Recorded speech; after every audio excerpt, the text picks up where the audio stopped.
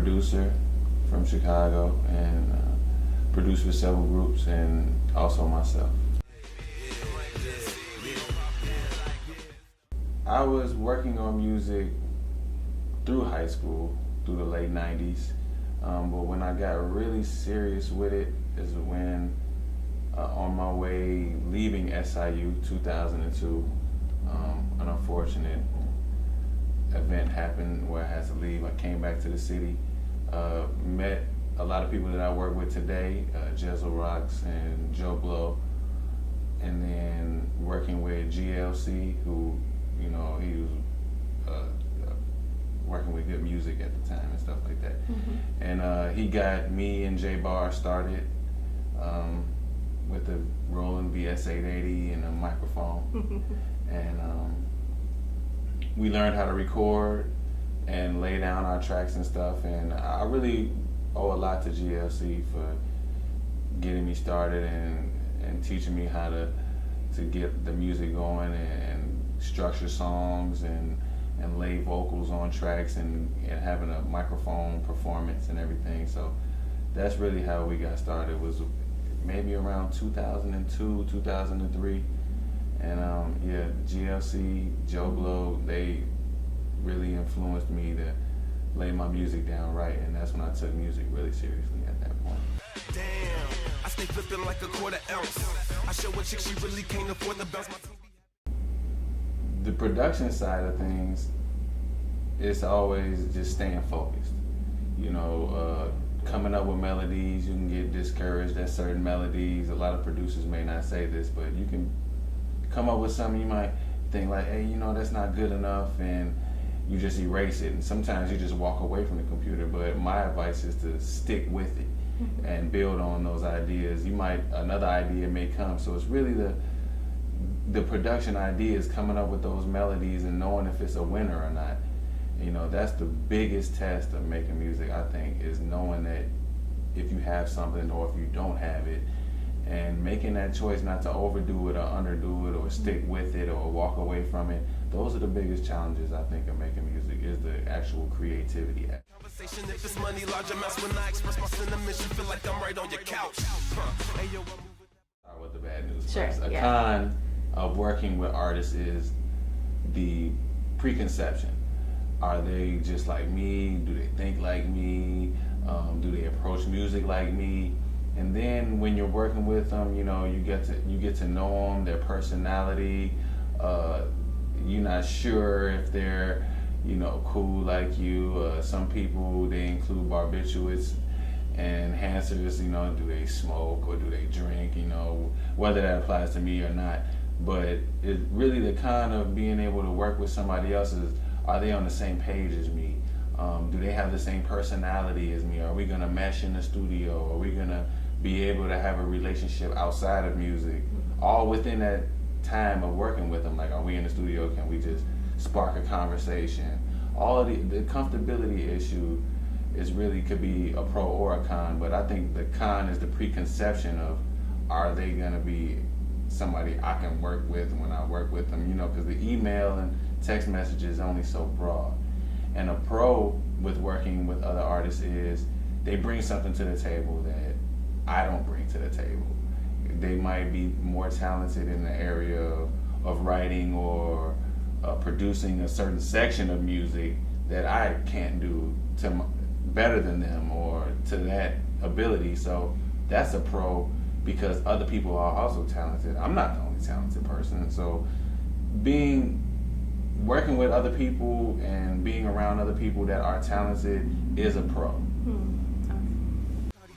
a little Hennessy, old school 40 ounce. Damn, if that's two watermelons in the pants, don't go jelly.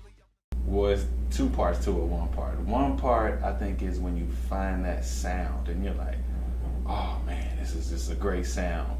And then when everything falls in line after that, like, you know, it's like a domino effect. Like, once you find this synth or a lot of people use arpeggios or whatever, but when you find this really good sound and you know it's gonna fall in line right after that, I throw my cellos in and I bring in the deep pianos, and then you know what drums you're gonna use. So it's when you find that one sound, because production is all about sounds, in my opinion. When you find that sound, you're like, it's like a nostalgic experience. You're like, it's what it's all about. You know, you put your finger on that key, and then you hear that, you're like, it's like opening a present at Christmas.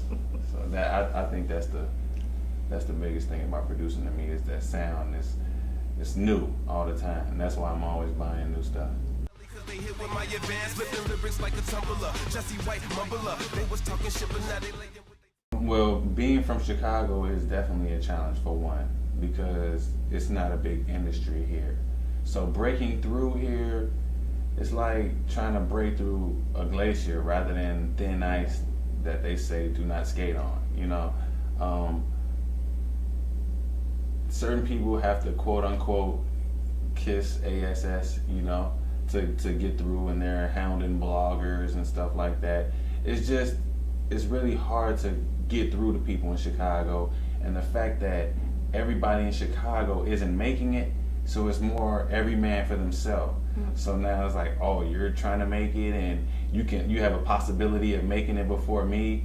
No, I'm not gonna help. How could I push somebody ahead of line in front of me, you know? So I think the biggest part in Chicago, and me being from Chicago, this is my gripe, is the fact of breaking through, and that's really hard.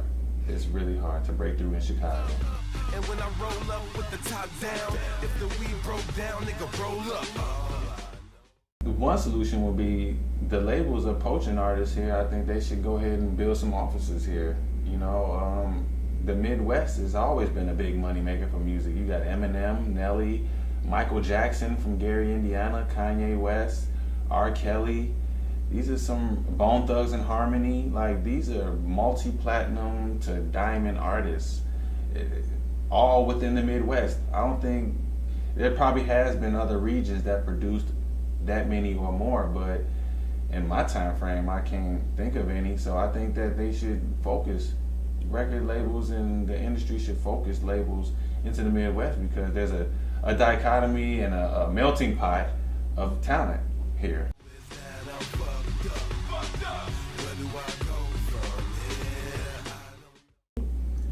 One issue I see happening in Chicago that's a pitfall is the fact that people see certain artists getting on with a certain sound of music, and they gravitate towards that sound, even if it's not their sound, because they're so desperate to make it, or they're in circumstances where they have to provide for their family, so they're like, skip talent, I'm going with what's winning.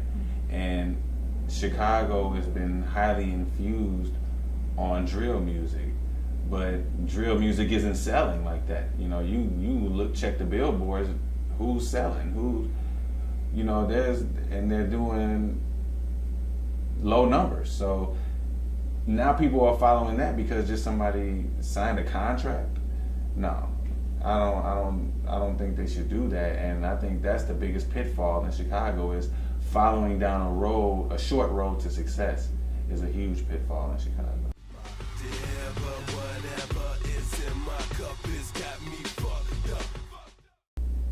What I want as a producer and artist is security and notoriety. Security being me being a smart entrepreneur with my music. That way I can benefit and my future generations can benefit off of my music. And notoriety for the fact that people know who did it and know that I did it, and I can directly influence the culture from that point.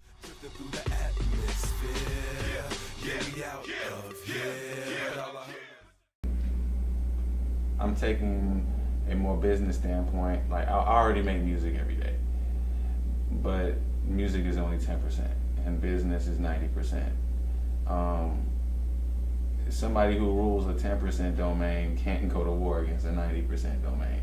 So I'm taking the steps to have my own production and recording label and owning all of my music.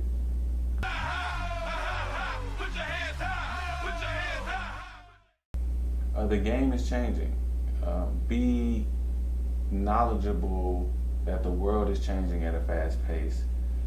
those people around you that you seek confidence in, that are becoming of that curve, to listen to them, you know, and because those people will have that good advice for you.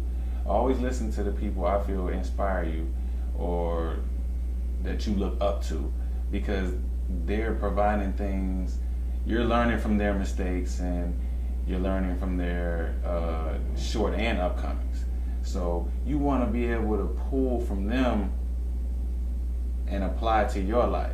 So take advice from those that you're inspired by, and get what you can get out of their interviews. Even if you can't touch them, if you can touch them, talk to them. If you can't touch them, research their interviews and see if they share this like-mindedness, and then you can carry on from there, because the game is changing so much, and those that are successful from the game that you're playing, you need to see if they're on the same wavelength as you, if you're getting this inspiration from them. So I say seek advice and seek knowledge from those that you're confident in.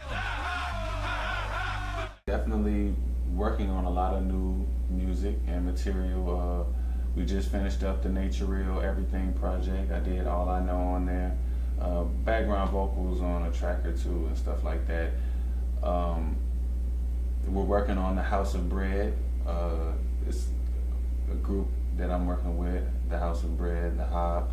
We're finishing up that project, and I'm also working on production for my project and the new Nature Real project, which is untitled right now, but we're steadfast on that. Facebook, you can get in touch with me. You know, I'm shy, but you know, I talk back. Contextual T. I ain't gonna lie, I be feeling myself.